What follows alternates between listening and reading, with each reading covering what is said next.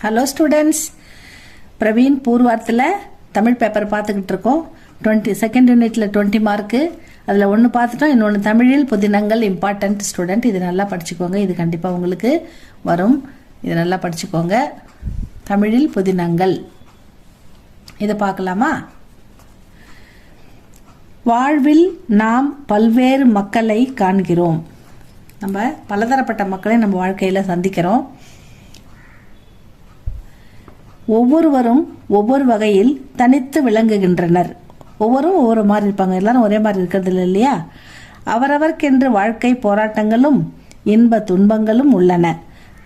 பிறரது வாழ்வு போராட்டத்தை அறிய ஒவ்வொரு மனிதனும் ஆவல் உள்ளவனாக இருக்கின்றான். அதில் சுவையும் காண்கின்றான்.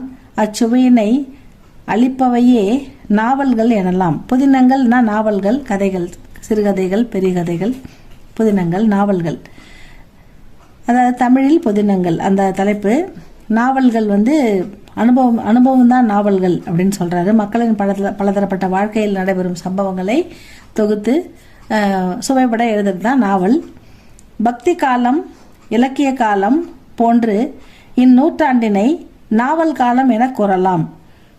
பக்தி காலத்தில் எப்படி ராமாயணம், மகாபாரதம் எல்லாம் வந்தது. இலக்கிய காலங்களில் பலவிதமான இலக்கியங்கள் வந்தது. அதாவது என்ன 10 பாட்டு, 8 தொகை, புறநானூறு, அகநானூறு, இந்த மாதிரி பல இலக்கியங்கள் வந்தது. அதே மாதிரி இந்த 20ஆம் இலக்கியம் போன்ற இந்நூற்றாண்டினை நாவல் காலம் என கூறலாம்னு சொல்றாங்க. புதினத்திற்கு இன்றியமையாத உறுப்புகளாக சூழ்ச்சி அல்லது சதி பாத்திரங்கள், உரையாடல், காலம், இடம், நடை முதலியன வேண்டும் என்பர். சந்தர்ப்பங்கள், திருப்பங்கள் இவை இரண்டும் புதினத்தின் இரு கண்கள் எனலாம். ஏன்னா ஒரு டேர்னிங் பாயிண்ட் இருக்கணும், ஒரு சஸ்பென்ஸ் இருக்கணும், அதில் ஒரு புதிய திருப்பங்கள் இருக்கணும், நல்ல நல்ல நல்ல சந்தர்ப்பங்கள் ஏற்படணும். இந்த மாதிரிலாம் பார்க்கறதுக்கு படிக்கிறதுக்கு ஒரு சுவையாக இருக்கணும் இல்லையா? அதுக்காக தான் நல்ல எளிமையாக புரியறதுக்கு உரையாடல்கள் இருக்கணும். எல்லாமே இலக்கிய நயத்தோடு இருந்தால் எல்லாருக்கும் இலக்கியம் தெரியாது இல்லையா? அதனால் எல்லாமே எளிமையான பாத்திரங்கள், அந்த பாத்திரங்களின் உரையாடல்கள் எல்லாம் நமக்கு புரியுற மாதிரி இருக்கணும். அப்போ அதுதான் சொல்ல வராங்க.